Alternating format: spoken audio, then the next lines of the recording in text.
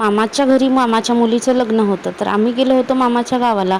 तर आम्ही ज्या ठिकाणी राहतो त्या ठिकाणाहून मामाचं गाव जवळ आहे. आई, भार्गवी, बच्चे कंपनी आणि भार्गवीची मम्मी आमच्या रूमवरती आले, आराम केलं आणि नंतर आम्ही 3-4 वाजता मामाच्या गावाला जायला निघालो.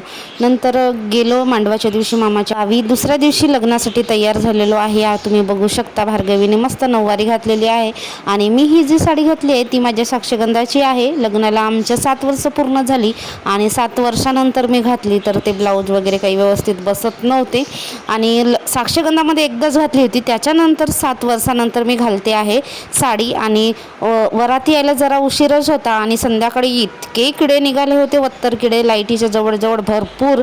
लग्न छान झालं. दुसऱ्या दिवशी होता रिसेप्शन मुलाकडे, पण रिसेप्शनच्या दिवशी आम्ही येऊन गेलो घरी, कारण रुद्रांच्या पप्पांना ट्रेनिंगवर जायचं होतं 8 दिवसासाठी. आईने आणलेले आहेत गावावरून आंबे, तर 30-32 आंबे आणलेले आहेत तिने माझ्यासाठी. रुद्रांच्या पप्पाची पॅकिंगसुद्धा झालेली आहे, जेवण खाऊन झालेलं आहे, रुद्रांश झोपलेला आहे, तर आता ते निघणारच.